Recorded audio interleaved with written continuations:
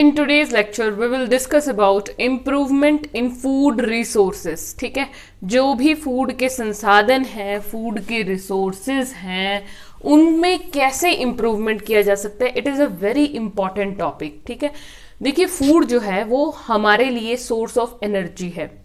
Every individual needs food as a source of their energy. सभी को कुछ ना कुछ फूड चाहिए, चाहे बैक्टीरिया हैं, वायरसेस हैं. कहने का मतलब माइक्रोस्कोपिक लेवल से लेके मैक्रोस्कोपिक लेवल के इंडिविजुअल्स तक सभी को फूड की रिक्वायरमेंट है. Now what is the source of food and what is actually food. ये फूड होता क्या है. So food is a source of proteins, carbs, fats, vitamins and minerals required for the body development, growth and health. ठीक है, क्या होता है, देखिए जो फूड है that is a source of proteins, carbs, fats, vitamins and minerals. ये macronutrients हैं जिनकी हमें ज़रूरत होती है.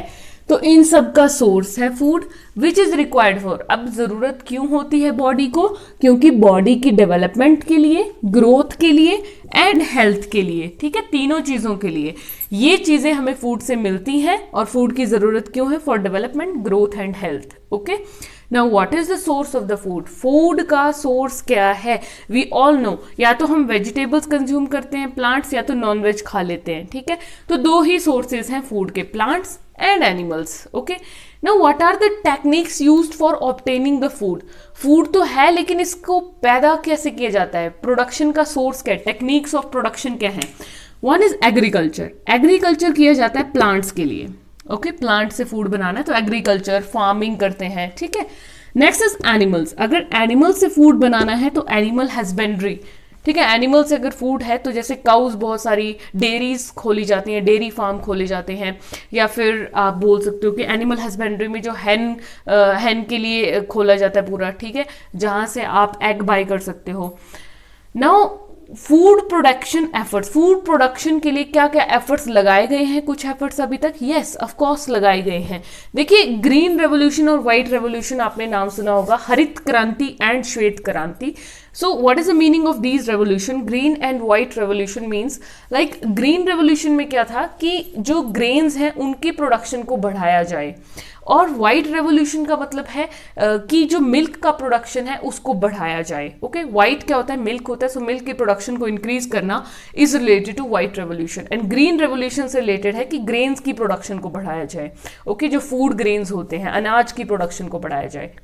अब देखिए फूड ही क्या है, बेसिक रिक्वायरमेंट है. Every individual needs food. Okay, to fulfil the requirement for their survival.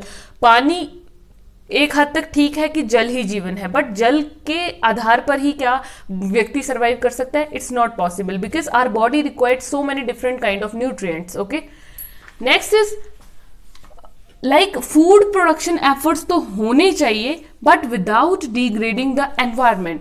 कभी भी एनवायरमेंट को नुकसान नहीं पहुंचाना है. एनवायरमेंट को नुकसान पहुंचाए बिना ये सारे एफर्ट्स लगाने चाहिए. अब देखिए जैसे लोग घर बना रहे हैं, इंडिया का पॉपुलेशन बहुत ज़्यादा है. ठीक है, इंडिया में सबसे ज़्यादा एग्रीकल्चर यूज़ किया जाता था किसी टाइम पर. आजकल एग्रीकल्चर डिक्लाइन हो गया बिकॉज मॉडर्न जनरेशन्स आ गई हैं.